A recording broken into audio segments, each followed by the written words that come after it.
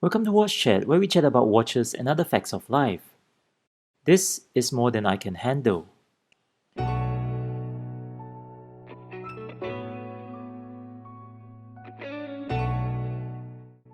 Charles Girardier is an independent watch brand that was founded in year 2018. The brand echoes the alluring design ideas of Charles Girardier, the person, who in the year 1809 received his certification as master watchmaker in Geneva. 2 centuries later, Charles Girardier, the brand, spearheaded by Patrick Ilm and the very flamboyant David Q, who so graciously loaned me this watch for my review, to continue on Mr. Girardier's legacy in creating high-end timepieces that are famous for its enameled DNA with unique playful animated features. In year 2020, CG's first ever watch creation won the Ladies Complication Watch Prize at the GPHG. The Cobalt Blue reference CG OG101B02 here is also CG's first ever watch creation. The price on this watch excluding taxes is 80,800 Swiss franc. I know what you're thinking. Is it worth it? Well, let's find out. The watch is measured at 41mm in diameter, 12.2mm in thickness, and 47mm from lug to lug. The watch case here is made out of 18-karat white gold with a large portion of palladium for better stability and shine. The bezel has a beautiful polished finish which is also noticeable from its side view. The side view here is really an eye candy. It's made out of 3 layers with the top and bottom being polished finish and the middle section brush finish. If you run your finger up and down from the side, you can feel the middle section nestling very neatly in there. The curve on the lugs looks very refined and well balanced. The whole construct gives it a very prestigious look. I like how there are no holes on the lugs, giving it a very undisturbed facade, and the way how the lugs taper down, making it easier for smaller wrists to wear them. The strap I have here is a traditional woven ribbon that is in dark blue. There are 7 holes on it for one's adjustability and suede leather at the bottom for one's comfort. The stitching on it blends in well with similar colors. There is also an easy strap removal mechanism to help with the change of strap. The twin press fold oval clasp here is also 18-karat white gold with its brand name embossed on the buckle. The clasp here is pretty secured and the 2 holders are also in woven ribbon. No complaints there. This has an open case back with sapphire crystal showcasing the in-house caliber 1809. This baby here has 4 Hz, 28,800 APH, 32 joules, is made out of 308 components and has 46 hours of power reserve. The bridges are hand-grained by brushing with silver powder.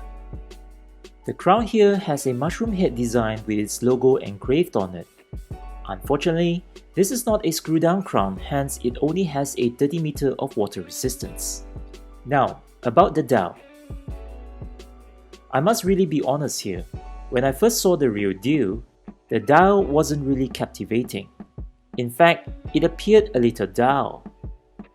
However, the more I spend my minutes and hours with it, the more I am mesmerized by it. Underneath the AR-coated sapphire crystal, what we have here is a minimalist design with 2 dolphin hands and 10 needle indices without a minute track.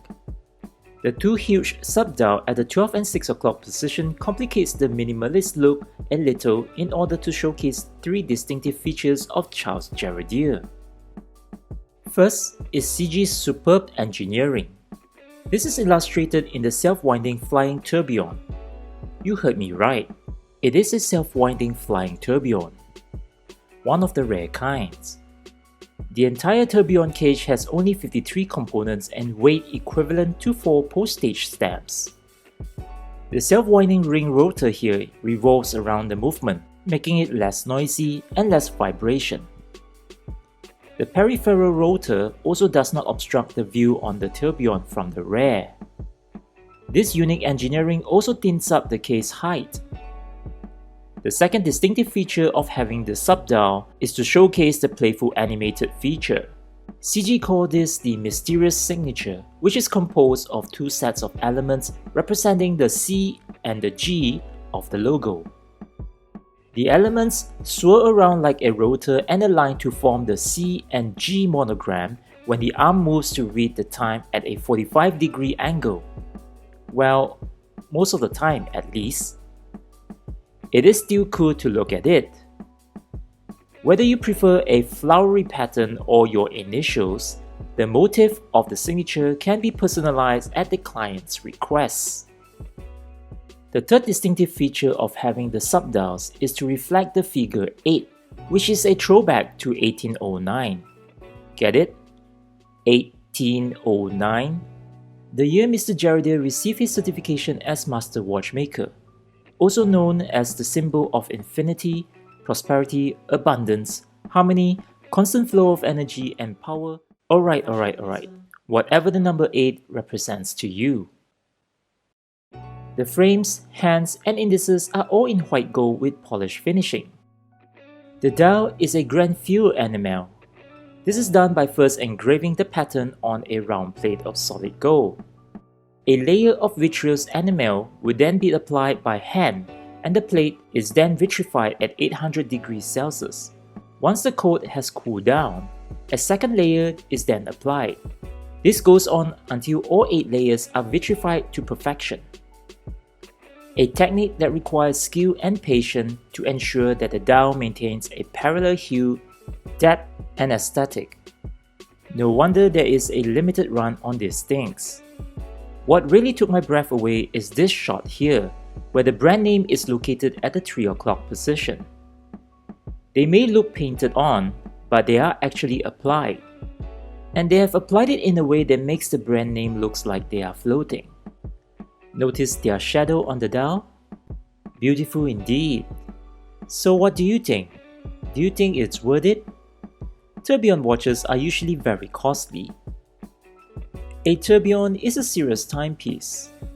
A self-winding flying tourbillon with an in-house movement, a grand feu enamel dial, precious metal, a playful animated aesthetic, a limited production, a brand name that is synonymous with the high-end Swiss watchmaking, is seriously more serious than a serious timepiece. I don't think I can handle it, let alone afford it, LOL. Jokes aside, this is serious watchmaking that we are talking about here. I'm sure Mr. Girardier would be pretty proud of how his legacy of what one is thought to be lost is admired through the lens of modern technology and the 21st century. If you like this kind of video, please like, share, subscribe and hit that notification icon to support me, and I'll really appreciate it and promise to make more videos like this. Until the next one, thank you for watching.